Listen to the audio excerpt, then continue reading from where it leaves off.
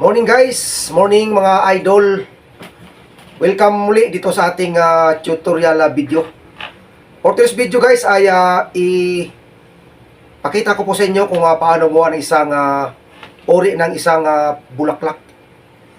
Ito siya guys, isang origami na flower. So ito po siya mga idol, mga kabalon. So napakasimple po nitong gawin.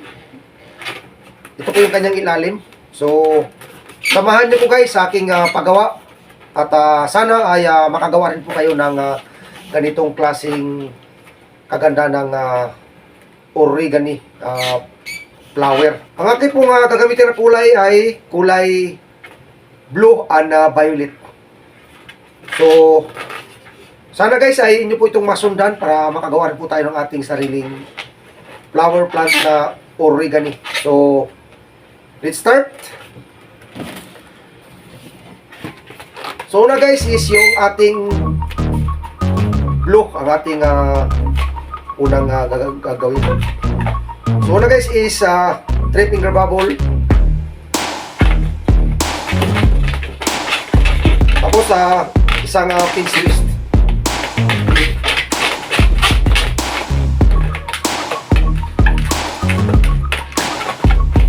So gagawa po tayong 5. 3 finger bubble.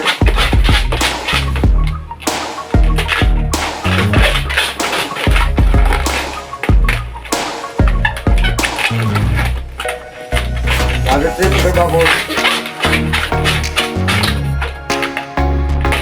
Napakaano lang itong gawin.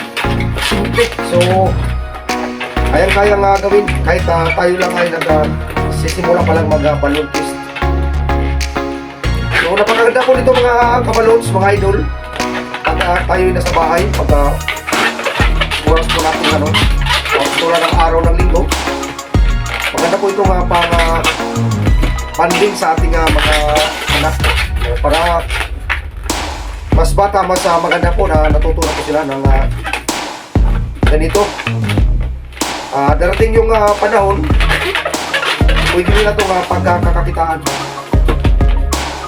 At saka kung mayroon po tayong mga pasyon sa bahay, hindi po natin kailangan mag-hire pa o magpagawa. Tayo na mismo ay kayang-kaya na natin gawin po. So ano lang, practice lang, practice. So 1, 2, 3, 4, 5, 5. So ano na lang. Tapos hindi na po natin ito kailangan. Tapos pag dugtugin po natin para sure ball talaga na hindi po makakasingaw yung ating long balloons. At natin natin yung sobra. Ayan po yung ating unang ginawa, unang portion. So next, para naman doon sa kanyang bulak. So press lang po natin para malambot siya, kasi kailangan po natin ito na malambot para hindi po tayo maputukan, maiwasan yung pagputok. So una guys is gagawin po tayo ng loop, 4 finger loop.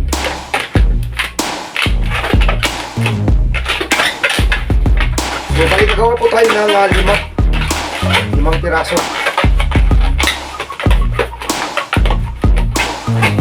Press para malambot siya. Tapos mamatch lang po natin yung laki.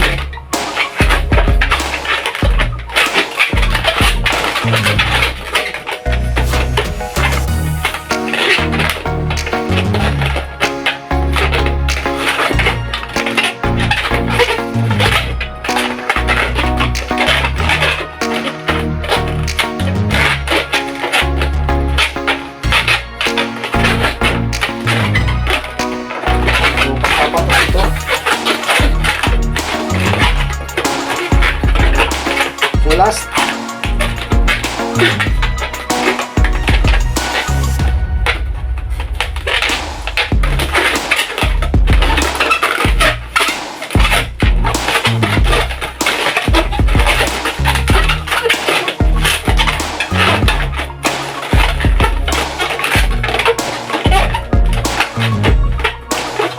So hindi na po natin ito kailangan.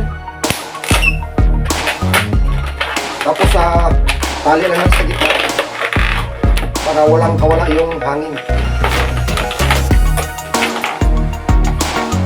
lang natin yung mga sobra-sobra. So ito po siya guys. Sunod guys is maglagay po tayo ng pinaka-violet sa gitna. Depende po kung ilagay natin isa yung kulay blue, nasa atin na po yan. So isang maliit lang na bilog.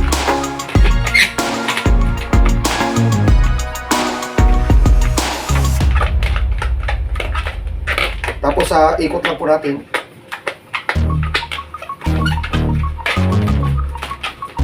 Tapos i-insert lang po natin dito. Na.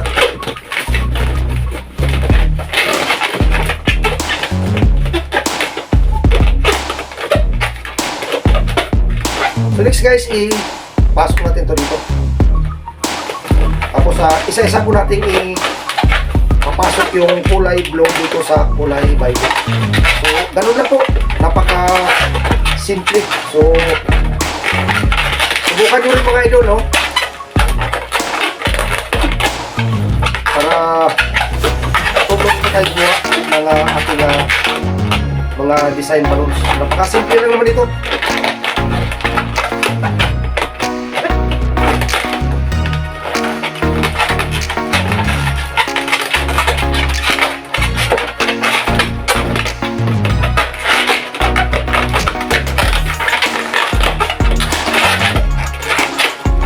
Kayo takot mga ka-idol kung ano tayo ay napuputukan. So normal lang po yan sa mga nag-umpisa pa lang mag-aral ng balloon twisting. It's normal po yan. Huwag po kayo matakot na gumalaw sa iyong mga kamay. So natural po yan. So minsan naman po kahit anong gawing ingat natin yung ating stop ang mahinang klase. So maganda po talaga yung ating gagamitin is yung mga first class o matutunay na klase para hindi po tayo mapuputukan. So ano lang, kunting galaw-galaw lang.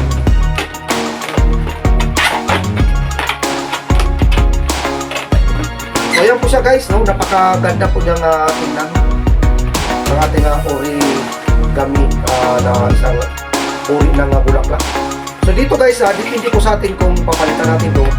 Basta ano lang dito, maglagay lang po tayo dito ng spacer tulad nyan. Pwede rin natin itong lagyan ng isang pinch twist.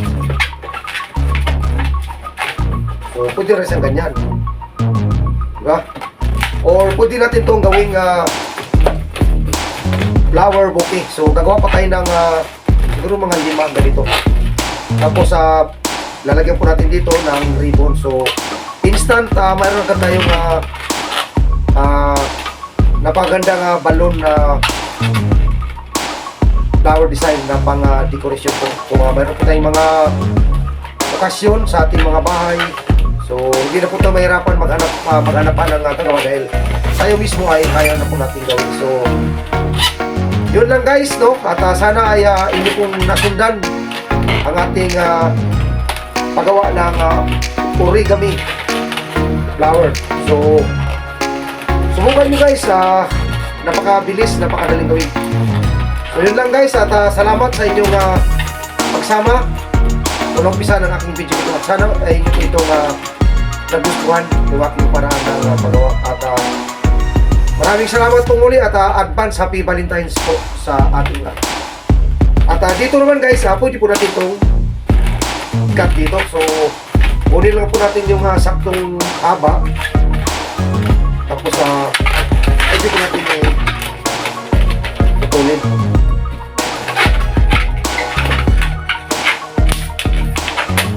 Tapos tali lang.